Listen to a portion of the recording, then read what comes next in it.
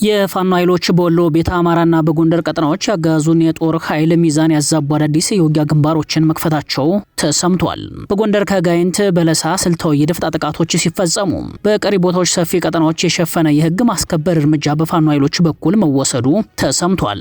በርካታ ቁጥር ያላቸው ዘራፊዎች በቁጥጥር ስር ውለዋል። ቀዳሚ የግንባር መረጃዎቻችን ናቸው።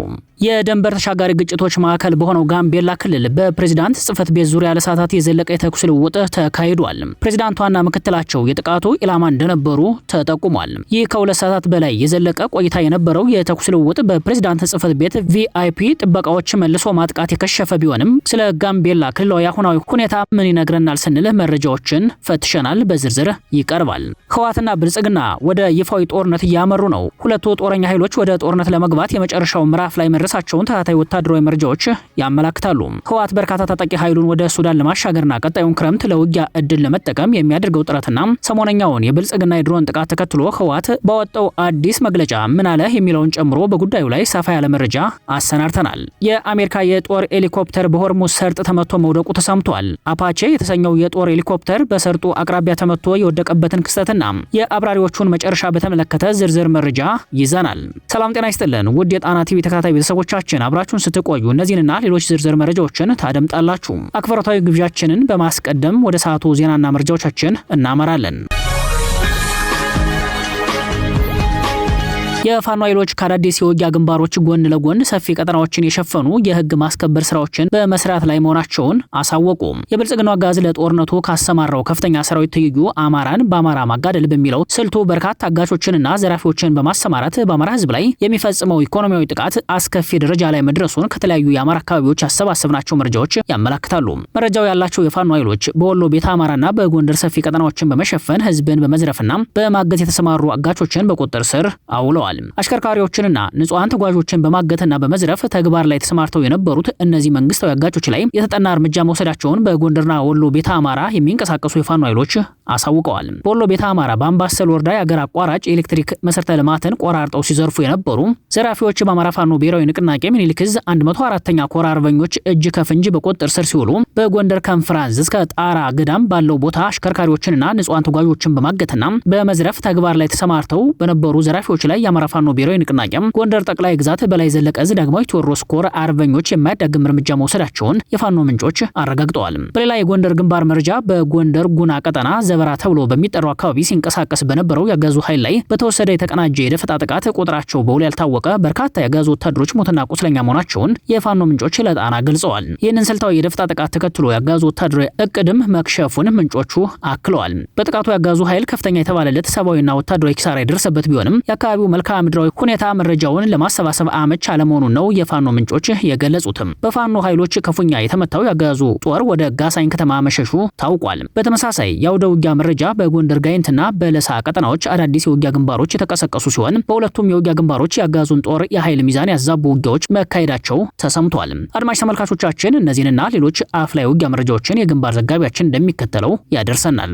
ሰላም ጤና ይስጥልን አድማጭ ተመልካቾች እንደምን ዋላችሁ። ወደ ሰዓቱ የግንባር ዜና ስናመራ በጎንደር ቀጠና አውደ ውጊያዎች ቀጥለዋል። ያገዛዙ ጦር እየፈረሰ ፋኖ መቀላቀሉንም ቀጥለዋል። አፋብን ጎንደር ጠቅላይ ግዛት በላይ ዕዝ 206ኛ ከፍያለው ደሴ ኮር የጀነራል ኃይሌ ዘውባንተ ክፍለ ጦር ሰደ ሙጃ በሽሎ ሬጅመንት በከፈተው ማጥቃት በብልጽግናው ስርዓት ሰራዊት ላይ ከፍተኛ ኪሳራ አድርሷል። ዛሬ ሰኔ 2 2018 ዓ.ም ከወለላ ባህር ተነስቶ ወደ ሰደ ሙጃ ወረዳ ሬሽን ለማድረስ ሲንቀሳቀስ የነበረው የገዢው ስርዓት አስጠባቂ ሰራዊት በመከታተልና መውጫ መግቢያውን በመዝጋት ድንገተኛ የማጥቃት እርምጃ የተወሰደበት መሆኑን የኮሩ ቃል አቀባይ ለጣና ገልጸዋል። ሰደይ አንፈስፍስ በተባለው ስልታዊ ቦታዎች ላይ በተደረገ የደፈጣ ውጊያ 4 የገዢው ስርዓት ሰራዊት አባላት የተወገዱ ሲሆን በርካቶች ደግሞ በጽኑ መቁሰላቸው ተረጋግጧል ሲል የአፋብን ጎንደር ጠቅላይ ግዛት በላይ ዕዝ 206ኛ ከፍያለው ደሴ ኮር ጄኔራል ኃይሌ ዘውባንተ ክፍለ ጦር ቃል አቀባይ ክፍል ለጣና በላከው መረጃ ላይ ገልጸዋል። በዚሁ ቀጠና ትናንት አመሻሹ ላይ በምስራቅ በለሳ ወረዳ ከቀኑ 10 ሰዓት እስከ 12 ሰዓት በተደረገ የደፈጣ ማጥቃት ተፈጽሟል። ከአርባያ የሚመጣ ሬሽንን ለመቀበል ከጎኋላ የወጣው የብልጽግና ሰራዊት በተጠና ደፈጣ ተመቷል። የንስር በለሻ ኢንጂነር ቅጣው እጅጉ ክፍለ ጦር አካል ነበልባል ሻለቃ ለ1 ሰዓት የዘለቀ የደፈጣ ውጊያ በማድረግ ያገዛዙ ሰራዊትን ሙትና ቁስለኛ ሆኖ ተመልሷል።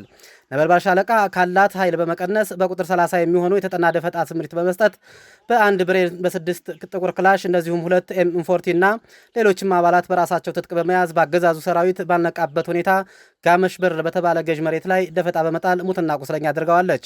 ከአገዛዙ በኩል ከ7 በላይ የሞተና በውል ያልታወቀ ቁስለኛ መኖሩ ተጠቅሷል። በመጨረሻም ነበልባል ሻለቃ ለ1 ሰዓት በዘለቀ የደፈጣ ማጥቃት በስናይፐርና ብሬን የታጀበ የአገዛዙ ተኩስ ብልጫ ወስዳ በ3 አቅጣጫ ያለምንም ጉዳት የወጣች መሆኑን የክፍለ ጦሩ ቃል አቀባይ ገልጿል። በተለያዩ ቦታዎች ላይ የአገዛዙ ጦር መፍረሱን ተጠናክሮ ቀጥሏል። የአገዛዙ 11ኛ እዝ 9ኛ ክፍለ ጦር የጦር ሰራዊት አባላት ከነሙሉ ትጥቃቸው ምኒልክ ዕዝን በዛሬው ዕለት ተቀላቅለዋል። ሰሞኑን በማደናገሪያ ምርጫ ሰበብ በወሎ ቤት አማራ ምዕራብ ወሎ ግንባሮች ከባድ የሆነ ሰብአዊ እና ቁሳዊ ኪሳራ የደረሰበት 11ኛ እዝ የ104ኛ ኮር 9ኛ ክፍለ ጦር የሰራዊት አባላት ሲሆኑ ከነዚህ መካከል ድሽቃ ተኳሹን ጨምሮ 5 አባሎች ከነሙሉ ትጥቃቸው አፋብን ወሎ ቤት አማራ ምኒልክ ዕዝ 105ኛ ኮር 47ኛ ክፍለ ጦር አትሮንስ ሻለቃን ተቀላቅለዋል። እነዚህ የሰራዊት አባላትም የብልጽግናውን ስርዓት በመጸየፍ ከነሙሉ ትጥቃቸው በትናንትናው ዕለት ማለትም ሰኔ 1 2018 ዓ.ም አትሮንስ ሻለቃን የተቀላቀሉ ሲሆን አባሎቹ ሲመጡ የሚኒልክ ዕዝ የ105ኛ የኮር አመራሮችና የክፍለ ጦር አመራሮች ደማቅ አቀባበል አድርገውላቸዋል። የመከላከያ አባሎችም ፋኖ እያደረገላቸው ያለውን እንክብካቤ እንዳስደሰታቸው ገልጸው አሁንም የብልጽግና ወንበር ለማስጠበቅ ስትሉ ዳግም የማትገኙ ውድ ሕይወታችሁን ሳትገብሩ በየቀጠናችሁ ወደሚገኙ የፋኖ አደራጆች በመውጣት ተቀላቀሉ ሲሉ ላልወጡ የሰራዊት ጓደኞቻቸው ጥሪ አስተላልፈዋል። ፋኖ በአገዛዙ ሰራዊት ላይ መብረቃዊ ጥቃት ከመፈጸም ባለፈ በስሙ ማስከዳትም ደማቅ ድል እየተቀዳጀ ይገኛል ሲል የ105ኛ ኮር ህዝብ ግንኙነት መምሪያ መረጃውን አድርሶናል። ለጥንቅሩ ተስፋዬ ልሳኑ ነኝ ከዚያው ከትግሉ ሜዳ። የድንበር ተሻጋሪ ግጭቶች ማዕከል በሆነው በጋምቤላ ክልል በፕሬዝዳንቱ ጽህፈት ቤት ዙሪያ ለሰዓታት የዘለቀ የተኩስ ልውውጥ ተካሄደ። ፕሬዝዳንቷና ምክትላቸው የጥቃቱ ኢላማ እንደነበሩ ተጠቁሟል። በጋምቤላ ከተማ የክልሉ ፕሬዝዳንት ጽህፈት ቤት ዙሪያ ከፍተኛ የተኩስ ልውውጥ ሲካሄድ ማምሸቱ ተሰምቷል። ትላንት ሰኔ 1 ቀን ምሽት 12 ሰዓት እስከ 2 ሰዓት ከ30 ድረስ ባለው ከ2 ሰዓታት በላይ በዘለቀ ቆይታ በጋምቤላ ከተማ የክልሉ ፕሬዝዳንት ጽህፈት ቤት ዙሪያ ከፍተኛ የተኩስ ድምጽ ሲሰማ እንደነበር ከስፍራው የወጡ መረጃዎች ያመላክታሉ። በጉዳዩ ላይ የጋምቤላ ክልላዊ መንግስት ዘግይቶ ባወጣው መግለጫ ለግጭቱ መነሻ አንድ የፌዴራል ፖሊስ አባል ተኩስ መክፈቱን ተከትሎ የተፈጠረ ነው ቢልም ጉዳዩ የፖለቲካ አመራሮችን ኢላማ ያደረገ እንደሆነ ነው ምንጮች የጠቆሙት። ለሰዓታት በቆየው በዚህ የተኩስ ልውውጥ የደረሰውን ጉዳት የሚገልጽ መረጃ እስካሁን ባይወጣም በፕሬዝዳንት ጽህፈት ቤት አካባቢ የተካሄደው የተኩስ ልውውጥ የቪአይፒ ጥበቃዎችን እና እነሱ የሚጠብቋቸውን የክልል ከፍተኛ አመራሮች ኢላማ ያደረገ እንደነበር ተጠቁሟል። በዚህ የተደናገጠው የጋምቤላ ክልላዊ መንግስት በጋምቤላ ከተማ ውስጥ በአንድ የፌዴራል ፖሊስ አባል የተነሳ ያልተጠበቀ የተኩስ ክስተት መፈጠሩን ከመግለጽ ውጭ ዝርዝር መረጃ አልሰጠም። የተኩስ ሩምታው የክልሉ ፕሬዝዳንት ጽህፈት ቤትን ማዕከል አድርጎ ከተከሰተ በኋላ የክልሉና የፌዴራል ጸጥታ አካላት በቅንጅት በመንቀሳቀስ ሁናቴው ወደ ከፋ ደረጃ እንዳይሸጋገር እንቅስቃሴ አድርገዋል የሚል የፕሮፓጋንዳ ይዘት ያለው መረጃ በብልጽግናው አገዛዝ ልሳናት በኩል እንዲሰራጭ መደረጉን የጣና ዘጋቢዎች ታዝበዋል። ሆኖም የሚሉት የጣና የመረጃ ምንጮች ከ2 ሰዓታት በላይ የዘለቀው የተኩስ ልውውጥ በሚካሄድበት ጊዜ የክልሉ ፕሬዝዳንት ወይዘሮ አለሚቱ ኡመድ በቢሮአቸው ባይኖሩም የፕሬዝዳንት ጽህፈት ቤቱን ግቢ የሚጠብቁ ልዩ ጥበቃዎች ኢላማ መደረጋቸውን ይህም በፖለቲካዊ ትርጉሙ በከፍተኛ አመራሮች ላይ ያነጣጠረ ጥቃት እንደሆነ ያስረዳሉ። ፕሬዝዳንቷ ወይዘሮ አለሚቱ ኡመድ በቢሮአቸው ዙሪያ ከባድ ተኩስ ተከፍቶ እንደነበር ከማረጋገጥ ባለፈ በማንና እንዴት ተፈጸመ በሚለው ዙሪያ ዝርዝር መረጃ ከመስጠት ተቆጥበዋል። ፕሬዝዳንቷ የፖሊስ አባሉ በምን ምክንያት ተኩስ እንደከፈተ ተጠይቀው ሙሉ መረጃው ገና አልደረሰም፣ እየተሰራበት ነው፣ መረጃው ሲደርስ ማብራሪያ እንሰጣቸዋለን ሲሉ ምላሽ በመስጠት ተጨማሪ ዝርዝር ማብራሪያ ከመስጠት ተቆጥበዋል። የክልሉ ኮሚኒኬሽን ቢሮ ኃላፊ አቶ እጁሉ ጌሎ በበኩላቸው መረጃውን አጣርተን እንገልጻለን ሲሉ እውነታውን ከመግለጽ ተቆጥበዋል። ከዚህ ጥቃት ቀደም ብሎ በብልጽግና የጨረባ ምርጫ ዋዜማ አካባቢ በጋምቤላ አየር ማረፊያ አቅራቢያ በተመሳሳይ መልኩ የተኩስ ልውውጥ መካሄዱን በተመለከተ መዘገባችን ይታወሳል። በተኩስ ልውውጡ በርካታ የፌዴራል ፖሊስ አባላትና ታጣቂዎች መሞታቸው አይዘነጋም። ይህንን ተከትሎ የጋምቤላ ክልል ፖሊስ ኮሚሽን ከግንቦት 23 ቀን ጀምሮ ለ3 ተከታታይ ቀናት የሚቆይ የተሽከርካሪ እንቅስቃሴ እገዳ መጣሉ ይታወሳል። በጋምቤላ ክልል በየጊዜው የሚቀሰቀሱ ግጭቶች ድንበር ተሻጋሪ ይዘት ያላቸው ሆነው ይታያሉ። በቅርቡ በአልጀዚራ የግጭት ትንተና መረጃ ላይ እንደተመላከተው ጋምቤላ ክልል ባለፉትም 4 ዓመታት ብቻ ከ144 በላይ ግጭቶችን አስተናግዷል። በተለይም ባለፈው ታህሳስ ወር ያስተናገደው ግጭት ድንበር ተሻጋሪ መሆኑ ከደቡብ ሱዳን የመጡ ታጣቂዎች ጭምር የተሳተፉበት መሆኑ ይታወሳል። በታህሳሱ ግጭት በመቶዎች የሚቆጠሩ ሰዎች መሞታቸውን የሚያስታውሱ የጉዳዩ ተከታታዮችም የትላንት ምሽቱ በፕሬዝዳንት ጽህፈት ቤቱ አቅራቢያ ለሰዓታት የዘለቀው የተኩስ ልውውጥ በቀላሉ የማይታይ መሆኑን ያስረዳሉ። የጋምቤላ ክልል ግጭት ድንበር ተሻጋሪ በሆኑ ኃይሎች ሊፈጠር የሚችል መሆኑን ተንታኞች የስጋት ምልክታቸውን ለጣና አጋርተዋል። ክልሉ ከደቡብ ሱዳን የተነሱ ታጣቂዎች አሁንም ድረስ የመሸጉበትና ከፍተኛ የጦር መሳሪያ ዝውውር ማዕከል ከመሆኑ ጋር ተያይዞ በማንኛውም ሰዓት የሚነሳ ድንበር ተሻጋሪ ጦርነት ሰለባ የመሆን እድሉ ከፍተኛ ነው። ህወሓትና ብልጽግና ወደ ይፋዊ ጦርነት እያመሩ ነው። ሁለቱ ጦረኛ ኃይሎች ህወሓትና ብልጽግና ወደ ጦርነት ለመግባት የመጨረሻ ምዕራፍ ላይ መድረሳቸውን ተከታታይ ወታደራዊ መረጃዎች ያመላክታሉ። ህወሓት በርካታ ታጣቂ ኃይሉን ወደ ሱዳን ለማሻገርና ቀጣዩን ክረምት ለውጊያ ድል ለመጠቀም የሚያደርገው ጥረት በብልጽግና አየር ኃይል ተከታታይ ምቶች ያረፈበት ይገኛል። ሰሞኑን የብልጽግና የድሮን ጥቃቶችን ተከትሎ ህወሓት ባወጣው አዲስ መግለጫ የፌዴራል መንግስት በድሮን እያጠቃን ነው ብሏል። የድሮን ጥቃቱን እንደ ጦርነት መቀስቀሻ ምክንያት ያደረገው ህወሓት ያጸፋ ምላሽ ለመስጠት ታጣቂ ኃይሉን በተጠንቀቅ እንዲቆም ስለማዘዙ ትላንት ምሽት በሰጠው መግለጫ ላይ አመላክቷል። ህወሓት ታጣቂ ኃይሉ እና የትግራይ ህዝብ በአንድነት እንደሚታገል ገልጾ ለዚሁ የክተት ጥሪ ማጠናከሪያ ክሱን አሰምቷል። የፌዴራል መንግስት የፕሪቶሪያውን ስምምነት አፍርሷል፣ የትግራይንም ህዝብ ለከፋ ችግር ዳርጓል የሚለው የህወሓት መግለጫ ጠላቶች ሲል የጠራቸውን አካላት ሌላ እድል ሊኖረኝ በማይችል መልኩ በሮቹን ሁሉ ዘጉብኝ፣ ያለኝ አማራጭ አንድ ነው፣ እሱም መታገል ነው በማለት የጦርነት ዝግጅቱን ግልጽ አድርጓል። ህወሓት ራሱን ቅዱስ ባደረገበት በዚህ መግለጫው ላይ ሰላማዊ የድርድር መንገዶችን መርጬ ለመቀጠል ብፈልግም ብልጽግና ጦር እያወጀና ከበባም እየፈጸመብኝ ነው ሲል የጦራቻውን ወንጅሏል። ከሀሳቡ በተቃራኒ የቆሙትን የትግራይ የፖለቲካ ኃይሎችን ደግሞ የክህደት ቡድን ብሏቸዋል። ስምረት ፓርቲ በበኩሉ ቡድኑን ኋላ ቀርና ፖለቲካ የማይገባው ለዓለም አቀፍ ወንጀል እየተንደረደረ ያለ ሲል በመክሰስ ህዝቡ ለሁሉን አቀፍ የፖለቲካ ትግል እንዲነሳ በይፋዊ አቋም መግለጫው መጠየቁ ይታወሳል። በሌላ በኩል በግምገማ ልምድ የሚታወቀው ህወሓት ከገጠመው ውስጣዊ ክፍፍል ጋር ተያይዞ መረጃን በሚስጥር መያዝ ስላቃተው አዲስ ረቂቅ ህግ እንዳወጣ ተሰምቷል። አደገኛ የተባለው የህወሓት ህግ በአዲሱ የህወሓት ምክር ቤት እንዲጸድቅ እየተዘጋጀ መሆኑን መረጃዎች ያመላክታሉ። አዲሱ የህወሓት ረቂቅ ህግ ከጸደቀ አንድ ጥፋተኛ የተባለ ሰው እስከ 25 ዓመት እስራት ይቀጣል። በተለይም የህወሓትን ገመና ያጋልጣሉ የተባሉ ጋዜጠኞች እስከ 25 ዓመት በእስራት ሊቀጡ እንደሚችሉ በመረጃው ላይ ተመላክቷል። ረቂቅ ህጉ በህወሓት ታጋዮች በጦርነቱ መስዋዕትነት ከፈሉ በተባሉ ወታደሮችና በታጋይ ቤተሰቦች ላይ የሚሰነዘሩ ትችቶችንና ንቅፈቶችን ወንጀል ናቸው ይላል። ይህን የጣሰ ግለሰብ ከ5 እስከ 10 ዓመት ይፈረድበታል ይላል። ድርጊቱ በተደራጀ ቡድን ወይም በሚዲያ አማካኝነት ከተፈጸመ ደግሞ ከ10 እስከ 15 ዓመት በሚደርስ ጽኑ እስራትና በከፍተኛ የገንዘብ መቀጮ ይቀጣል ተብሏል። ህወሓት በትግራይ ክልል ውስጥ ወታደራዊ ንቅናቄን የሚቃወሙ በትጥቅ ትግሉ ላይ ትችት የሚያቀርቡ ወይም ክልሉን ከጥቃት የመከላከል ጥረቱን ያደናቅፋሉ የተባሉ ግለሰቦችና የሚዲያ ተቋማት እስከ 25 ዓመት የሚደርስ እስራትን የሚጥል አዲስ ረቂቅ አዋጅ ማውጣቱን ተከትሎ የህግ ፍሬ ሀሳብ ትንተናዎች በመሰጠት ላይ ናቸው። ሆኖም የህጉ ዋና መነሻ ፍላጎት ፖለቲካዊ ይዘት ያለው ሆኖ ይታያል።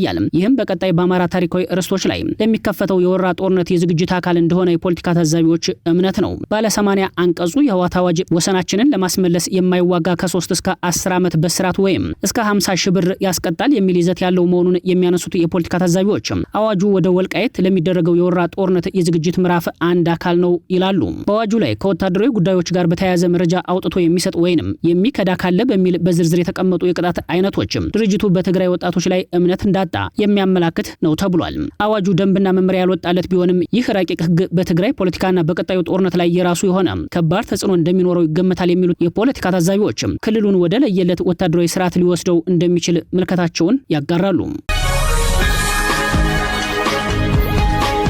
የብልጽግናው አገዛዝ የጨረባ በጀት ይፋ አደረገ። አዙሪታዊ ድቀት ውስጥ የገባው የኢትዮጵያ ኢኮኖሚና የጨረባ በጀቱ በቀጣዩ ዓመት የከተሞች አመጽ የሚቀጣጠልበት እንደሚሆን በባለሙያዎቹ ተገምቷል። የብልጽግናው አገዛዝ ለቀጣዩ ዓመት ከ2.3 ትሪሊዮን ብር በላይ የበጀት ረቂቅ ዛሬ ሰኔ 2 ቀን 2018 ዓ.ም ማቅረቡ በይፋ መረጃዎች ላይ ተመላክቷል። የሚኒስትሮች ምክር ቤት ለፌዴራል መንግስት ለቀጣዩ 2019 ዓ.ም በጀት ያቀረበው 2.3 ትሪሊዮን ብር ከዘንድሮ በጀት አንጻር ጭማሪ እንዳለው ታውቋል። የ2018 በጀት 1.93 ትሪሊዮን ብር እንደነበር የሚያስታውሱት የምጣኔ ሀብት ባለሙያዎችም በቀጣዩ የ2019 የበጀት ዓመት የቀረበው ረቂቅ 2.3 ትሪሊዮን መሆኑን በማንሳትም ይህ ረቂቅ በጀት የኢትዮጵያ የምርት አቅም በተዳከመበት ጦርነት በተራዘመበትና ግብር መሰብሰብ በማይቻልበት ሁኔታ የወጣ መሆኑን ተከትሎ በምጣኔ ሀብት ባለሙያዎቹ ዘንድ የጨረባ በጀት ተብሏል። ብልጽግና ረቂቅ በጀት ሲል ካቀረበው 2.3 ትሪሊዮን ብር ውስጥ 73 ከመቶ የሚሆነውን ከታክስ ገቢ ለማግኘት እንዳቀደ መናገሩ በጀቱን የጨረባ አድርጎታል የሚሉት ተቺዎች ኢትዮጵያ በተራዛሚ ጦርነት ውስጥ ሆና ግብር ከፋዩ ህዝብ በደቀቀበት ሁኔታ ይህን ያህል ገንዘብ ከታክስ መሰብሰብ እንደማይቻል በምክንያት በመሞገት ላይ ናቸው። ከረቂቅ በጀቱ 1.5 ትሪሊዮን ብር በላይ ከታክስ ገቢ ከልማት አጋሮች፣ ቀሪውን ደግሞ ከፕሮጀክቶች ድጋፍና ልዩ ልዩ ገቢዎች ለማግኘት መታቀዱ ተሰምቷል። እንዲህም ሆኖ አገዛዙ በተለመደው መንገድ የበጀት ጉድለቱን በቀጥታ ከብሔራዊ ባንክ ብድር በመውሰድ ገንዘብ በማተም እርዳታና ልመና በመውጣት ለመሸፈን እንደሚሞክር ነው ባለሙያዎቹ የተናገሩትም። ጉዳዩን ከአምናው የበጀት ሁናቴ ጋር የሚያነጻጽሩት የምጣኔ ሀብት ባለሙያዎችም የ2018 የበጀት ዓመትን 1/3 በጀት ጉድለት በብድርና ባለም አቀፍ እርዳታ ለመሞላት እንደተሞከረ ቀሪውም ቢሆን በጦርነቱ ምክንያት ግብር መሰብሰብ የማይቻል ሁኔታ በመፈጠሩ እንዳልተሳካ አስታውሰዋል። በ2018 የበጀት ዓመት ተሸፈነ የተባለው በጀት በርካታ የካፒታል በጀቶች የታጠፈበት፣ የመደበኛ በጀት ለመምህራን ደመወዝ መክፈል ያልቻሉ ክልሎች የተፈጠሩበትን ሁኔታ በማስታወስ የ2019 በጀት ከ2018 የባሰ የጨረባ በጀት እንደሚሆን ሙያዊ አስተያየታቸውን በመስጠት ላይ ናቸው። በጥቅሉ የሀገሪቱ ነባር ዕዳ እየተቆለለ ነው የሚሉት ባለሙያዎቹ አብይ አህመድ ከብሔራዊ ባንክ ልቅ በሆነ መንገድ የተበደሩት ገንዘብ ከፍተኛ ግሽበት ፈጥሯል። 10 ቢሊዮን ዶላር እየወጣበት ያለው የአብይ አህመድ ቅንጡ ቤተመንግስት ግንባታና ሌሎች ብልጭልጭና ከንቱ ፕሮጀክቶች ሀገሪቱን ከፍተኛ ቀውስ ውስጥ ከቷታል። የትውልድ ከፍሎ የማይጨርሰው ዕዳ ኢትዮጵያ ላይ የተከማቸው አብይ አህመድ በሚከተሉት የጦርነት ፖሊሲ የተነሳ ነው። በአንድ በኩል ተራዛሚ ጦርነትና ቀጣይነት ያለው ቀውስ፣ በሌላ በኩል የተዛባ የንግድ ሚዛን ውስጥ በዋጋ ግሽበት ወገቡ የጎበጠው የኢትዮጵያ ሕዝብ በይበልጥ ደግሞ ከተሜው የከተማ አመጽ ለማንሳት የሚገደድበት ጊዜ እንደደረሰ በመታየት ላይ ነው። የአሜሪካ የጦር ሄሊኮፕተር በሆርሙዝ ሰርጥ ተመቶ መውደቁ ተሰምቷል። የአሜሪካ የጦር ሄሊኮፕተር በመካከለኛው ምስራቅ በሆርሙዝ ሰርጥ አቅራቢያ ተመቶ መውደቁ ተሰምቷል። በጉዳዩ ላይ ዘገባውን ያስነበበው ሮይተርስ እንዳረጋገጠው አፓቼ የተሰኘው የጦር ሄሊኮፕተር በሰርጡ አቅራቢያ ተመቶ የወደቀው ትላንት ሰኞ ነው። የጦር ሄሊኮፕተሩ 2 አብራሪዎች ካደጋው በኋላ የመታደግ ኦፕሬሽን ተደርጎላቸው መትረፋቸውን ደግሞ የኒውዮርክ ታይምስ ዘገባ አመላክቷል። ለአፓቼ የጦር ሄሊኮፕተሩ መውደቅ ከፔንታጎን ግልጽ መረጃ ባይሰጥም የዜና ምንጮች ሄሊኮፕተሩ በኢራን ተኩስ ተመቶ ሳይወድቅ እንዳልቀረ ዘግበዋል። ችግር ገጥሞት አሊያም ሌላ ያልታወቀ ችግር አጋጥሞት ሊሆን እንደሚችል መላምቶችም ተሰምተዋል። ፕሬዚዳንት ዶናልድ ትራምፕ ስለ ሄሊኮፕተሩ መውደቅ መረጃ የሰጡ ሲሆን ፓይለቶቹ ደህና ናቸው ብለዋል። ትራምፕ በትናንትናው ዕለት በአሜሪካ ብሔራዊ ባስኬትቦል ጨዋታ NBA የመጨረሻ ፊልሚያን ለመመልከትም በስቴዲየም የታደሙ ሲሆን አደጋውን በተመለከተ በስፍራው ለነበሩ ጋዜጠኞች መረጃ ሰጥተዋል። ትራምፕ በስቴዲየሙ የነበራቸው ቆይታ ከታዳሚው ተቃውሞ የገጠመውም ሆኗል። የሄሊኮፕተሩን መውደቅ በተመለከተ ነጩ ቤተመንግስትና የአሜሪካ ማዕከላዊ እዝ ከሮይተርስ ስለቀረበላቸው ጥያቄ መልስ ሳይሰጡ ቀርተዋል። ከፔንታጎን ስለ ሄሊኮፕተሩ መመታት የተሰጠ ዝርዝር መረጃ የለም። አፓቼ የጦር ሄሊኮፕተሮች በሆርሙዝ ሰርጥ አሜሪካ የጣለችውን እቀባ ለመተግበር የኢራንን መርከቦች እንቅስቃሴ ለማገድ ጥቅም ላይ እየዋሉ መሆኑ ይታወቃል። ይህ በእንዲህ እንዳለ የእስራኤሉ ጠቅላይ ሚኒስትር ቤንያሚን ኔታንያሁ በኢራን ላይ የሚያካሂዱትን ጥቃት አሁን መግታታቸውን ባደረጉት ንግግር አስታወቁ። በቴሌቪዥን በተላለፈው የጠቅላይ ሚኒስትሩ ንግግር የእስራኤል ሰራዊትም በወሰዳቸው እርምጃዎች ኢራንና ሂዝቦላ ከመቼውም ጊዜ በላይ መዳከማቸውን አመላክተዋል። ኢራን እሁድ ሌሊት በእስራኤል ላይ የፈጸመችውን የሚሳኤል ጥቃት ተከትሎ ባጸፈው የቴህራንን ወታደራዊ ኢላማዎች መምታቷ ተዘግቧል። የእስራኤል ጥቃት በአሜሪካው ፕሬዝዳንት ጠያቂነት እንደሚቆም ከተነገረ በኋላ ጠቅላይ ሚኒስትሩ ባደረጉት ንግግር ላይ ጥቃታቸውን ለጊዜው እንዲቆም ማድረጋቸውን፣ ነገር ግን ውጊያው ገና አለማብቃቱን ገልጸዋል። ለኢራን ጥቃት ምላሽ በመሰጠቱ አሁን ተኩሱ ተገድቷል ሲሉ ኔታንያሁ ተናግረዋል። ነገር ግን ኢራን በድጋሚ ስህተት በመፈጸም ጥቃት የምትፈጽም ከሆነ በከፍተኛ ኃይል ምላሽ እንሰጣለን ሲሉ ያስጠነቀቁት ጠቅላይ ሚኒስትሩ እስራኤል ራሷን ለመከላከል ሙሉ መብት ያላት ሲሆን ይህንንም አስፈላጊ እስከሆነ ድረስ ሙሉ በሙሉ እንጠቀምበታለን ብለዋል። ክቡራትና ክቡራን ቤተሰቦቻችን ለሰዓቱ የተሰናዱት መረጃዎቻችን የተከታተላችኋቸውን ይመስሉ ነበር። አብራችሁን ስለቆያችሁ ልባዊ ምስጋናችን ይድረሳችሁ እያልን የጣና ቲቪ ወቅታዊ ዜናዎችም ትንታኔዎችና ልዩ ልዩ ፕሮግራሞች እንዲደርሷችሁ ቻናሉን ሰብስክራይብ በማድረግ ቤተሰብ ይሁኑ። በተሳትፎ የትግል ሚዲያውን እንዲያጠናክሩ ጥሪያችንን እናቀርባለን። ጣና ቲቪ ከሀቅ ጋር